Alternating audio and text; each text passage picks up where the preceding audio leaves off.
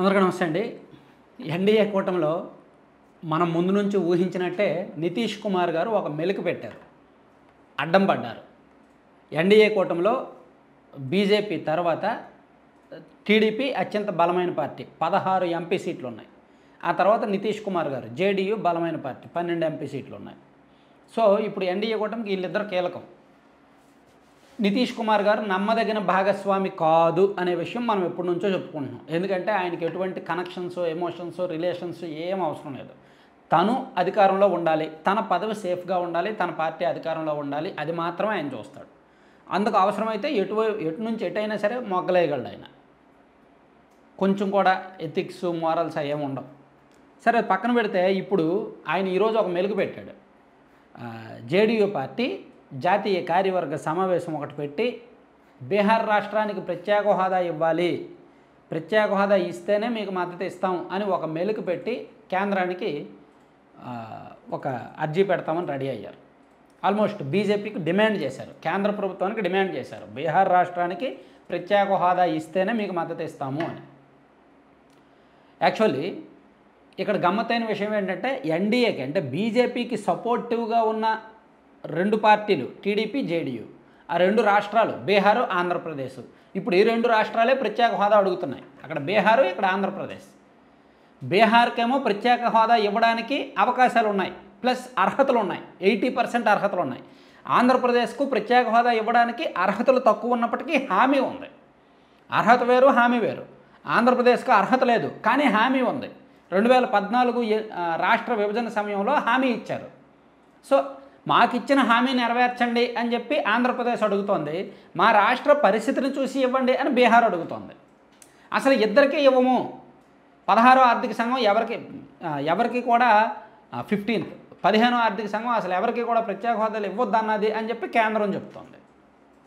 సరే అది పక్కన పెడితే నితీష్ కుమార్ గారు ఏమీ అంత తెలివి తక్కువడు కాదు. ఈరోజు సడన్గా ఎందుకు అడిగాడు? ప్రత్యేక హోదా అడగడానికి కారణం ఏంటి? అంత డిమాండ్ చేయడానికి కారణం ఏమిటి? ఇంకొక 1 ఇయర్లో బీహార్లో ఎలక్షన్స్ ఉన్నాయి. 1 ఇయర్ ఏంటి, 9 నెలల్లో బీహార్లో అసెంబ్లీ ఎలక్షన్స్ ఉన్నాయి. సో ఆ ఎలక్షన్స్ చాలా కీలకం జేడీయూకి, జేడీయూ భవిష్యత్తుకి, నితీష్ కుమార్ గారి కుర్చీకి. గత ఎన్నికల్లో అక్కడ జేడీయూ 3వ స్థానానికి పడిపోయింది, 43 ఎమ్మెల్యే స్థానాలు మాత్రమే వచ్చాయి.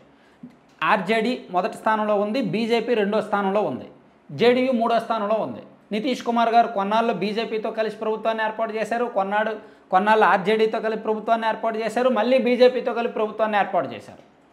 సో ఇప్పుడు అక్కడ ఆయన అసలు నేను ఒకరితో కలవడం ఏంటి, నాకే ఎక్కువ సీట్లు రావాలి అని చెప్పి ఆయన ప్రయత్నంలో భాగంగా ఇలా స్పెషల్ స్టేటస్ డిమాండ్ చేస్తే బీహార్ రాష్ట్రంలో ఎమోషన్స్, సెంటిమెంట్స్ రెచ్చగొట్టచ్చు, సో అక్కడ ఓట్లు రాజకీయం చేయొచ్చు అనే ఉద్దేశంతో ఆయన ఇప్పుడు కేంద్రం ముందు డిమాండ్ పెట్టాడు. నిజానికి ఇది ఒక డిమాండ్ మాత్రమే, ఇది అవుద్దా లేదా తర్వాత విషయం. ఎన్నికలు రాజకీయ ప్రయోజనాల కోసం, ఎన్నికల్లో అక్కడ గెలవడం కోసం, అక్కడ ప్రజల్ని ఓట్లు రాజకీయం వైపు మళ్లించడం కోసం, ఎమోషన్స్, సెంటిమెంట్స్ రెచ్చగొట్టడం కోసం ఇది డిమాండ్ తీసుకొచ్చారు. పైగా అక్కడ ఆర్జేడీ బలపడింది. గతంతో పోలిస్తే అక్కడ ఆర్జేడీ కొంత పర్వాలేదు. మొన్న ఎంపీ ఎలక్షన్స్లో అంత ఆశాజనకమైన ఫలితాలు రానప్పటికీ అసెంబ్లీలో మాత్రం వాళ్ళకి అవకాశం ఉంది అనుకుంటున్నారు. సో అందుకే ఈ పరిణామాల నేపథ్యంలో బీహార్ సీఎం నితీష్ కుమార్ గారు కేంద్రం ముందు డిమాండ్ పెట్టారు. అయితే ఇక్కడ టాపిక్ సందర్భం వచ్చింది కాబట్టి చెప్తున్నా. అసలు బీహార్కి ప్రత్యేక హోదా ఇస్తారా లేదా, ఇచ్చే అవకాశం ఉందా లేదా అంటే నాకు తెలిసి బీహార్కి అంటే ప్రత్యేక హోదా ఏ లక్షణాలు, ఏ అర్హతలు ఉంటే ఇస్తారంటే అవన్నీ కూడా బీహార్కి ఒక 80% ఉన్నాయి. వాళ్ళ తలసరి ఆదాయం చాలా తక్కువ, తలసరి ఆదాయం కేవలం 31,000 మాత్రమే. అలాగే అక్కడ పేదరికం ఎక్కువ, ప్లస్ ఎస్టీ పాపులేషన్ ఎక్కువ, గిరిజనులు, అలాగే కొండ ప్రాంతాలు ఎక్కువ. ఇవన్నీ చూస్తే అక్కడ ఇవ్వచ్చు, ఇచ్చే అవకాశాలు ఉన్నాయి. అయితే బీహార్తో పాటు ఆంధ్రప్రదేశ్ కూడా డిమాండ్ చేస్తుంది. ఆంధ్రప్రదేశ్లో ఏమీ కొండ ప్రాంతాలు ఎక్కువ లేవు, గిరిజన జనాభా ఏమీ ఎక్కువ కాదు, అలాగే తలసరి ఆదాయం కూడా ఎక్కువ లక్షల్లో ఉంటుంది. మరి ఇక్కడ వీళ్ళకి ఇవ్వాలా, వాళ్ళకి ఇవ్వాలా? ఇప్పుడు ఆల్రెడీ దేశంలో 11 రాష్ట్రాలకు ప్రత్యేక హోదా ఉంది. ఈశాన్య రాష్ట్రాలతో పాటు హిమాచల్ ప్రదేశ్, అరుణాచల్ ప్రదేశ్, ఆ రాష్ట్రాల పేర్లు చూద్దాము ఒక్క నిమిషం. ఆ రాష్ట్రాల పేర్లు ఉన్నాయా? సో 11 రాష్ట్రాలకి ప్రత్యేక హోదా ఉంది ఆల్రెడీ. సో అలా ఉన్నప్పుడు ఇంకా వేరే రాష్ట్రాలకు ప్రత్యేక హోదా ఇవ్వాల్సిన అవసరం లేదని కేంద్రం ఏమో గత 5 ఏళ్ళుగా, 5 ఏళ్ళు అంటే దాదాపుగా 10 ఏళ్ళుగా ఇదే మాట చెప్తోంది. బీహార్కి ఇస్తే ఆంధ్రప్రదేశ్కి ఇవ్వాలి, ఆంధ్రప్రదేశ్ ఖచ్చితంగా అడుగుద్ది. ఒకవేళ నిజంగా నితీష్ కుమార్ గారు హామీ కేంద్రం ఒప్పుకుంటే, నరేంద్ర మోదీ గారు ఒప్పుకుంటే అప్పుడు చంద్రబాబు గారి మీద ఒత్తిడి పడుతుంది. ఎందుకంటే ఎన్డీఏలో నమ్మదగిన భాగస్వామి, ఎక్కువ ఎంపీ సీట్లు ఉన్న భాగస్వామి చంద్రబాబు గారే కాబట్టి ఈయన మీద ఒత్తిడి పడుతుంది. అప్పుడు ఈయన కూడా డిమాండ్ చేయాల్సి వస్తుంది. సో ఇట్లా మొత్తానికి చూసుకుంటే ప్రత్యేక హోదా అనేది కేవలం మన రాష్ట్రంలోనే పొలిటికల్ ఐటెం కాదు, అది బీహార్లో కూడా ఒక పొలిటికల్ ఐటమే అనేది ఈ రోజుతో నిరూపితమైంది. నాకు తెలిసినంత వరకు ప్రత్యేక హోదా అనేది ఇవ్వరు ఏ రాష్ట్రానికి కూడా.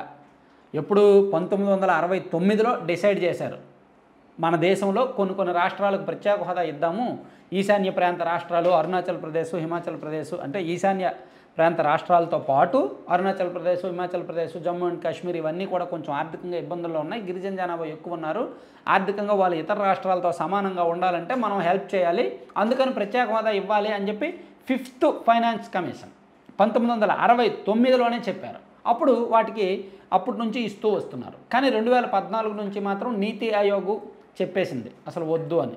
సో దాంతో ఎవరికి ఇవ్వట్లేదు. అందుకే ఆంధ్రప్రదేశ్ డిమాండ్ అలాగే ఉండిపోయింది, బీహార్ డిమాండ్ అలాగే ఉండిపోయింది. సో ఇప్పుడు నితీష్ కుమార్ గారు మళ్ళీ దాన్ని పెనం మీద పెట్టి కింద నుంచి మంట పెట్టి వేడి చేస్తున్నారు కాబట్టి మరి అక్కడ చంద్రబాబు గారు కూడా వెళ్ళి దాన్ని తిరగేస్తారా లేదా ఏం చేస్తారనేది చూడాలి. Thank you.